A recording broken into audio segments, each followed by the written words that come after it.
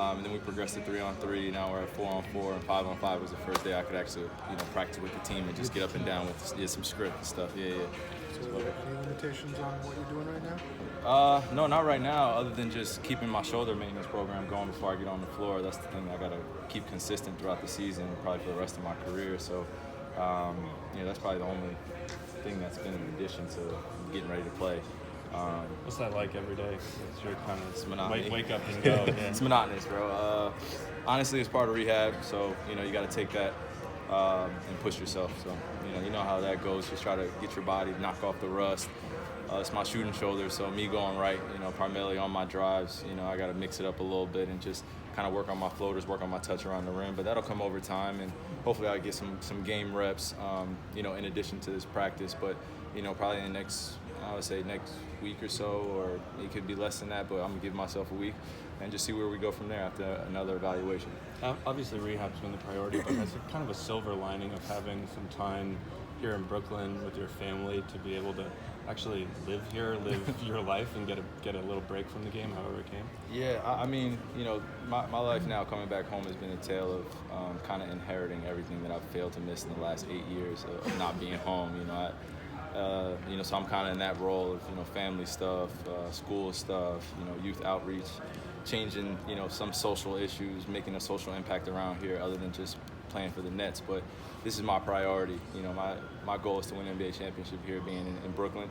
And in order to do that, we got to raise our level in this organization and create a culture that's at that top level. And when you're pushing to be the best, then you got to make some sacrifices and you got to do some things around here to push the guys, and I know that they're going to do the same for me.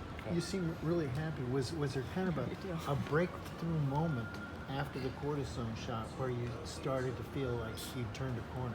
Fuck, man. I mean, excuse my language. It's just like, I'm going to be honest with you guys, when you're, like when I was standing up on that podium the other day, when you're trying to explain to people that you have a shoulder impingement and like it's on your shooting shoulder. Or I could imagine if I had it on my left shoulder, then it's manageable. But when you have your shooting shoulder, I've been training this thing since I was 12 years old, trying to get this at a very high level. So when you're out like that, it could be a lot of frustration, a lot of mental hurdles you have to fight through.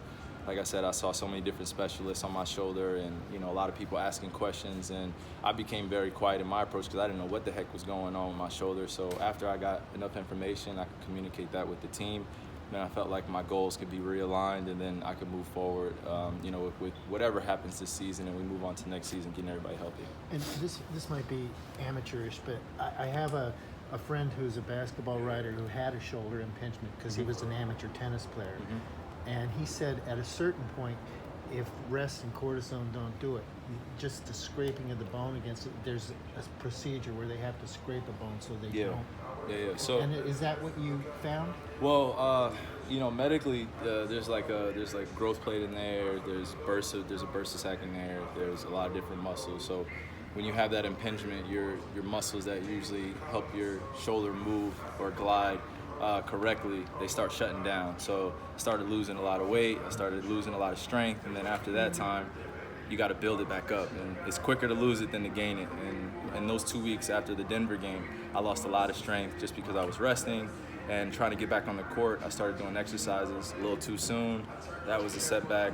So there were things that happened in the last month and a half that really put me in this position. But after the cortisone, it gave me a great stepping stone to continue to progress and work my way back getting back on the floor. And does that then put surgery more on the back burner? I'm not even trying to think about that right now, man. I'm just trying to, do the next step in the progression and leave it all out there and just give my best in what I could do in rehabbing, attacking, and getting back out here to compete with my teammates. This might be overly simplistic, but do you feel like this, you were talking about if the cortisone shot works, if it works, trying to avoid another one, would you say at this point, like, I am feeling a little relief? I'd say this is, for cautiously optimistic, it worked. Yeah, and I don't think it's simplistic what you're asking or amateur. I was just saying, like, because it's a lot of information that I've learned over the last month and a half. You got to do your best with getting the inflammation out. There was a lot of inflammation in there, so my shoulder was swollen inside. The bursa could possibly, be inflamed even more if I kept playing. So the cortisone was going to alleviate that, or at least subside some of that pain, and give me enough of a feel-good space to go out there and progress with rehab and then going out there and playing. So yeah. And obviously they've been struggling on offense in the last. They had a good stretch, but now they've been struggling on offense. And just from your vantage point on the sideline, what have you incorporated as far as you see how they want to play, and what do you think that, what would your approach be when you come back? Well, I mean, across the league, there's a similarity in offense now. There's playing through bigs at the top of the key, shooting bigs, and then playing with pin downs on the weak side for guards and a lot of three-point shooting. We're up there in attempts in three-point shooting.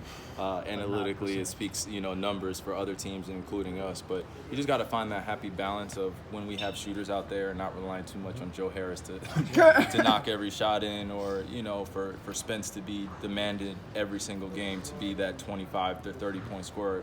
It's a lot of pressure to put on one person to alleviate all our offense and being able to break down. So he's been doing a great job. We got to give him a lot of credit, but we got to give him some help offensively and put him in some spots that can make him successful and get him off the ball. And then when I'm back, and then Karras is back, then we just figure out an offense how to get our three-guard front to work really well, and then pick our minutes together, and then when we're apart. But the guys have done a great job. We're doing the best we can, like I said, and we're going to make some tweaks offensively, but defensively we've been pretty good. Like we've been in games, we've come down to the fourth quarter. It's a quarter here, a few minutes there, and it just comes down to making shots on the offensive end and getting down the stretch when they start trapping, and we got to make good decisions. But those guys are learning extremely well. I give them a bunch of credit for what they've been able to do, and now we just got to keep growing from this point. What has your conversations been like with Spencer as he's kind of leveled up in your absence, and just kind of leading from the world's maybe most expensive, or at least Hall of Fame bench mob out there with you guys? It's kind most expensive bench mob, that's not playing,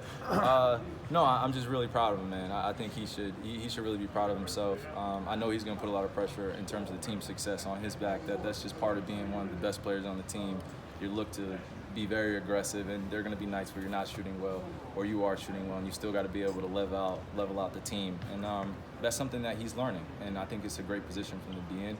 I think he's going to continue to learn, and it's my job as a veteran, KD's job, DJ's job, GT's job, to keep his spirits going and making sure that he's being the player he wants to be. Not we want him to be, but he wants to be more important. But his usage is so high. Do you see a way, have you been thinking about how the two of you could kind of complement each other? Because you both get downhill in unbelievably. So can you see that pairing really work? Well, I think in basketball, man, if you know how to play, you're going to play the right way. It's not about one person taking this amount of shots or this person coming in and fitting in. Like when you're able to play basketball at a high level, you're able to fit in with anyone. I've been able to do that on the Olympics. I've been able to do that in Cleveland, Boston. I've been able to at least come out on the court and be effective one way or another with my teammates. So we'll figure that out when we get to that point. But as of right now, I'm continuing to progress and keep making some key tweaks, what I can from the bench, and when I'm playing again, we'll go from there. But like I said, I'm nothing but proud of Spencer.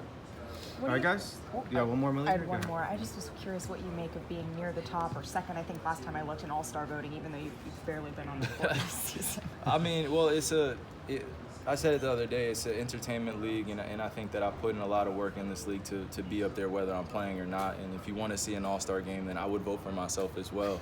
I'm serious, because I'm going to go out there, we're going to put on a show, but at the same time, there is a respect level that I have for all the guys that have been playing throughout the season, and they're much as deserving of being in that spot. And, the fans will do their job of voting for who they want to see in there, but when I'm back, please believe I'm going to make a push for something, and as well as bringing a few teammate with me in there. I'm going to be pushing for him to get in there as well. So we'll see what happens, but look, the first priority is getting healthy and getting back with my teammates.